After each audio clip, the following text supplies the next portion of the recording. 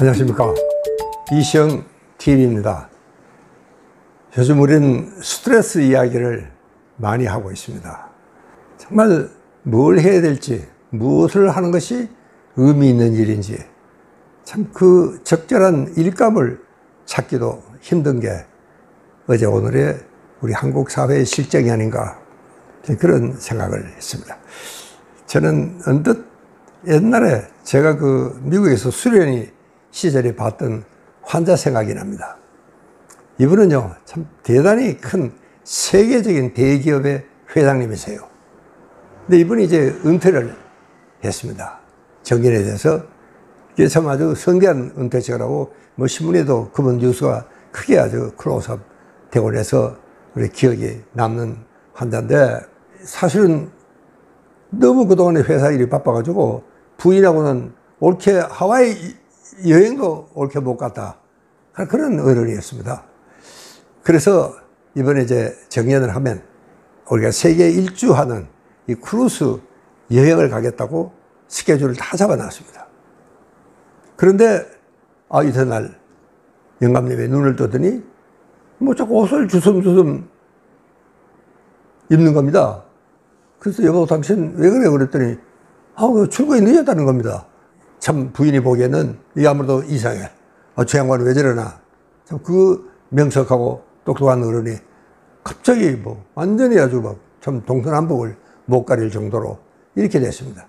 그래서 참 부인이 이제 직원들하고 함께 모시고 응급실로 찾아왔는데, 그때 제가 마침 응급실 당직이었습니다. 근데 그분은 처음 뵙지만 신문에도 봤고 유명한 분이니까 저도 잘 알죠. 그랬더니 정말 지정신이 아닌 것 같습니다. 이 소위 전형적인 은퇴 정신병, 그 진단명도 있습니다. Retirement Psychosis라는 이런 진단이 있습니다. 그러니까 이제 바쁘게 일하던 사람이 갑자기 모든 생활의 패턴이 바뀌어져 버리니까 그게 적응을 미처 못하는 겁니다. 그러니까 이 시차 적응을 못하듯이 지정신이 아닌 이런 상태로, 그래서 참 며칠 입원하고 계시는 동안에도 굉장히 부산을 떨고 그러시더니 이제 차츰차츰 안정이 되고 좋아지셨어요. 그랬더니 굉장히 우울증으로 이제 빠져들어가기 시작을 합니다. 그 바쁜 양반이 갑자기 이제 회사를 그만두고 아마 병원에 있다 하는 자기 생각을 해보니까, 이 세상이 정말 왜 이런지 완전히 세상이 달라졌다는 겁니다. 그 전에 자기가 봤던 세상이 아니라는 겁니다. 이제 그런 이야기를 저와 함께 주고받으면서 저는 참 이분한테서 많은 걸 정말 느꼈습니다. 그래서 자기는 도저히 이 크루즈 여행을 갈 것 같지는 않다. 그러면 어떻게 했으면 좋겠느냐. 자기는 옛날에 자기 회사에 어디 저 바닥에 무슨 자리가 있으면은 하나 찾아주면 좋겠다. 아마 회사 직원들도 여러 번 이제 찾아왔죠. 그러니까 아마 그런 말씀을 하신 것 같습니다. 근데 그때 거기에는요, 이분 회사에서 만들어준 공원이 있었어요. 이제 참 시민들이 찾아가는 공원인데, 제가 거기에 공원 청소부 아저씨로 내가 취업을 시켰습니다. 그랬더니 아주 좋다고 가서 이제 취업을 하고는, 그래서 저도 이제 가끔 이제 거기에 일부러 출퇴근하면서 거기에 갑니다. 근데 가면은 참 그날도 보니까 참 자기 청소롭게 그 한 자리에 이제 의자에 이렇게 앉아 있는데, 이제 참 애들이 오고 가고 시민들도 모두 즐겨하고 이러니까 정말 참 만면에 아주 웃음을 띠고 정말 만족한 모습으로 참 의자에 앉아 있는 그런 모습을 제가 지켜보고는 참 대단하신 어른이구나, 그런 생각을 정말 했습니다.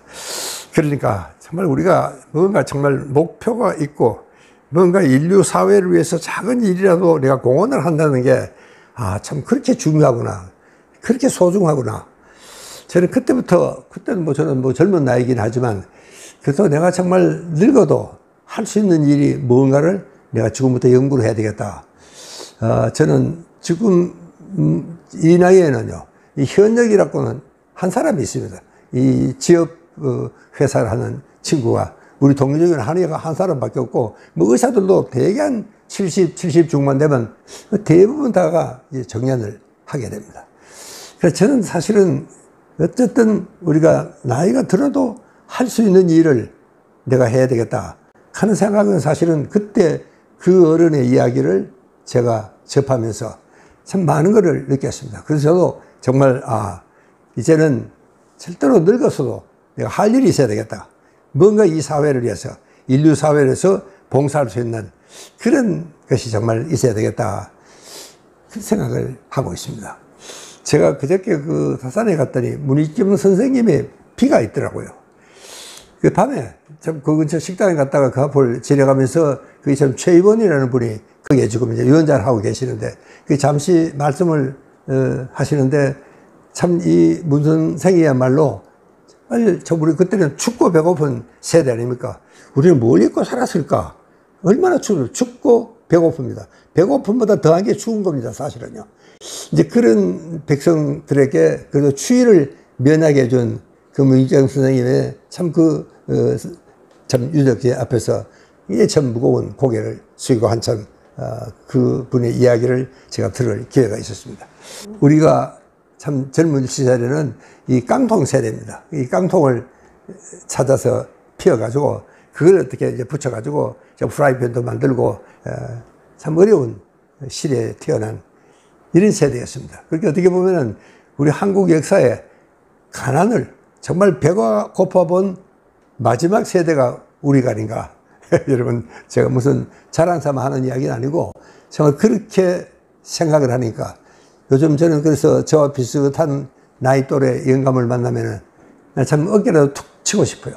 여보, 노형, 참 용케도 살아남았구려. 정말 용케도 살아남았습니다. 여러분, 우리는 전쟁을 2번이나 치렀습니다. 그리고 정말 지독한 남북이 정말 사상 대립이 있었고요. 참 춥고 가난했던 그 시절이었으니까 여러분 그때를 생각하면은 지금은 정말 편한 시대죠.